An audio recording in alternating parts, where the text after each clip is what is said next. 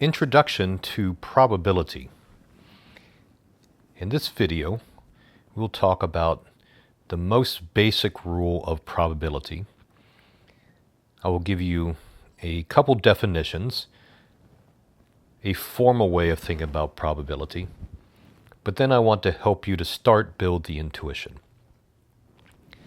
So our first definition, the sample space, usually called capital S, of a probability experiment is the collection of all possible outcomes in an experiment. So let's look at an example.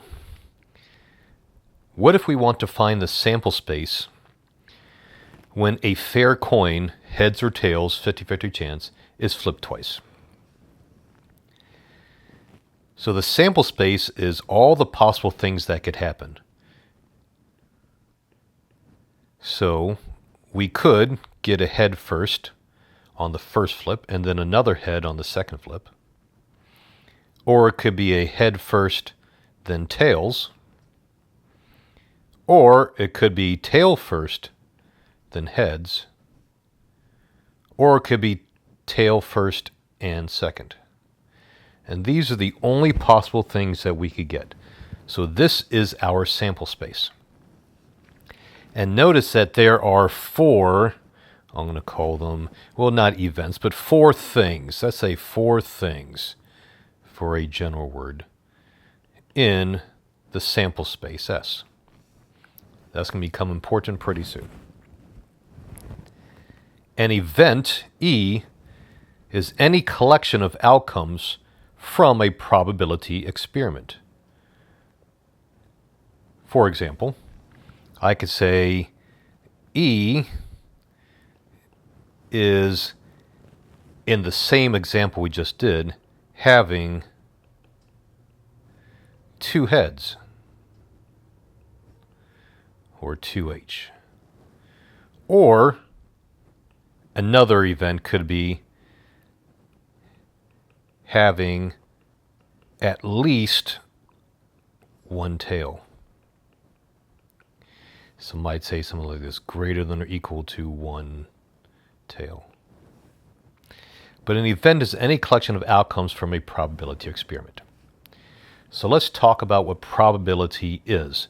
Let's do it formally. The notation P of E is the probability of an event occurring. Formally, P of E is the number of ways E can occur divided by the number of possible outcomes in S. What does that mean? So the way I often say it, instead of kind of this formal way, is the following. I think about probability in this way. The probability is how many things I want out of or divided by how many things that there are. So a probability is simply a percent or a proportion. That's all it is. And if there's any way to count things, all I got to do is count how many things I want and then divide it by count how many total things that there are. Later on, we will learn counting techniques for when probability gets a little bit more difficult in appearance, or another way of saying it, if it's really hard to count things, maybe there are millions of things, do we have shortcuts? But probability always boils down to the following, always 100% of the time, how many things I want out of how many things that there are. So let's look at this event here.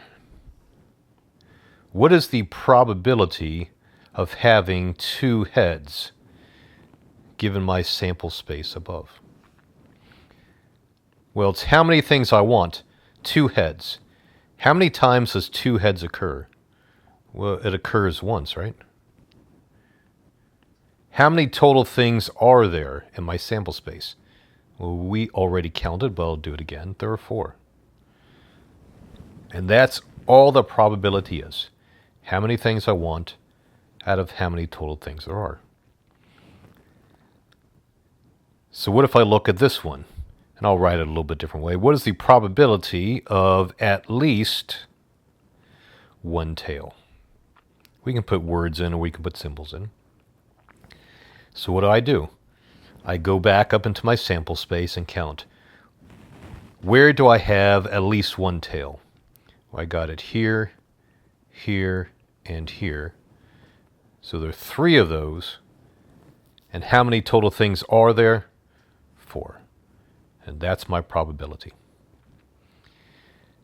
Let's look at a more complicated looking problem. I'm not saying it is really any more complicated. It might be a little bit more work to do to start. But suppose a family has 3 children. It is known that it is equally likely that the child is a boy or a girl. Let's find the probability of 2 boys. And when we say it like this, we mean exactly 2 boys. Okay? So I want 2 boys. How many total things are there? Well, let's write out the sample space so that we can count how many total things there are and how many times that there are exactly 2 boys. So we have 3 children. It could be boy, then boy, then boy, or boy, boy, girl, or it could be boy, girl, boy, or it could be girl, boy, boy. Are there any other possibilities? Well, of course, let's keep going. It could be boy, girl, girl, or girl, boy, girl, or girl, girl, boy. Those are G's. Or it could be girl, girl, girl. Now, see if you can find anything that I might have missed in my sample space. And later on, instead of kind of guessing what the sample space is, I will show you a way that I often use to determine sample spaces or to help me with probability. But that will be in a later video. So I am pretty convinced that I have written out all the different possibilities.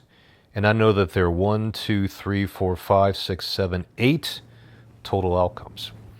So the probability of having exactly 2 boys is going to be something out of 8. So how many ways do I get exactly 2 boys? So there's one here, the boy, boy, girl. And then there's boy, girl, boy. Girl, boy, boy. And that's all I see. So there are 3 ways of getting exactly 2 boys out of 3 children. So that's your probability. Now, what's the probability of at least 1 girl? Well, same thing in that there are 8 total possible outcomes, so it's something out of 8. How many times do I have at least 1 girl? Well, let's do it over here. I'll put a little asterisk. At least 1 girl. And all of these with asterisks, right? And then I have to count out how many that I have, and that there are 7. We will also see a potentially simpler way to do this problem in a later video. But if you're unsure about probability, it always boils down to how many things I want out of how many total things there are in my sample space. Let's take a look at one more example. Suppose that 22 cars and 14 trucks are parked in a garage. What is the probability that the first vehicle to leave is a car? How do we do this? Well, it's how many things I want. What does that mean? Well, there are 22 cars, right? I want a car. So there are 22 possible cars I could leave. Out of how many total vehicles? Well, 36, right?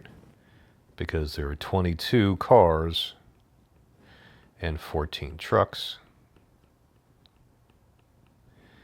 gives us 36 vehicles. And this is our probability. If you want to turn it to decimal, use a calculator. But I recommend, as best you can, leave your probabilities in unsimplified fractions, because that'll help you see better where things come from.